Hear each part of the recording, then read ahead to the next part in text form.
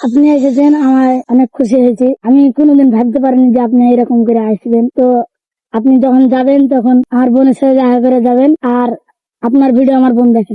আসসালামু আলাইকুম ভিউয়ার্স, কি অবস্থা সবার? আশা করি সবাই ভালো আছেন। টাইটেল এবং থাম্বনেল দেখে আপনারা বুঝতে পেরেছেন ভিডিওটা আজকে কি টপিকে হতে চলেছে। আজকে আমি ভিডিওটি করতে চলেছি একটা চ্যালেঞ্জিং ভিডিও। আমার এক ফ্রেন্ড বললো যে এখানে নাকি বিয়ে বাসায় বিয়ের অনুষ্ঠান চলছে, তো আমি তার কারণে চলে এসেছি এখানে বিনা দাওয়াতে। তো দেখা যাক শেষ পর্যন্ত কি হয়, সাথে থাকেন। খাবারের প্যান্ডেলটা করা হয়েছিল ছাদের উপরে, তার কারণে আমি ছাদের দিকে এগোতে থাকি, কিন্তু ভয় কাজ করছিল নিজের ভিতরে একটা।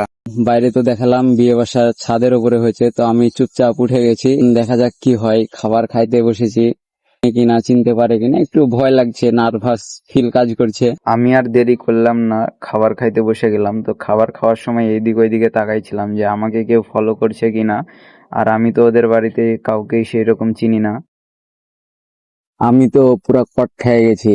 বিষয় হচ্ছে আমি নাকি যার বিয়ে তার ভাইয়ের পাশে বসে আছি, তো তার কাছ থেকে আমি তার মন্তব্যটা শুনতে চাই।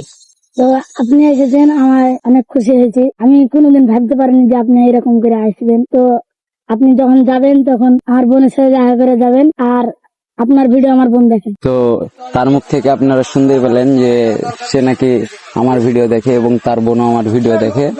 তো অবশ্যই আমি চেষ্টা করব তার বোনের সাথে দেখা করে যাওয়ার জন্য। তো এভরিওয়ান, আমাদের খাওয়া দাওয়া শেষ। এখন আমাদের পালা হচ্ছে যে যার বিয়ে তার সাথে একটু দেখা করার।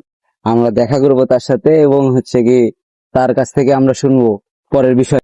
আসলে আমি আন্তরিকভাবে দুঃখিত, আমি ভিডিওটি ওই রকম ভাবে শেষ করতে পারিনি, কারণ আমার কথা ছিল যে আমি বউয়ের সাথে দেখা করব। আবহাওয়া অনেকটাই খারাপ ছিল, আর হচ্ছে বউ মেকআপ করে এখনো বাসায় এসেছিল না, ওই কারণে আমি বউয়ের সাথে দেখা করতে পারিনি। তো আপনারা কিছু মনে করবেন না, নেক্সট ভিডিওতে এরকম ভুল হবে না। অবশ্যই আমার পাশে থাকবেন এবং নেক্সট ভিডিওর জন্য আপনারা অপেক্ষা করবেন।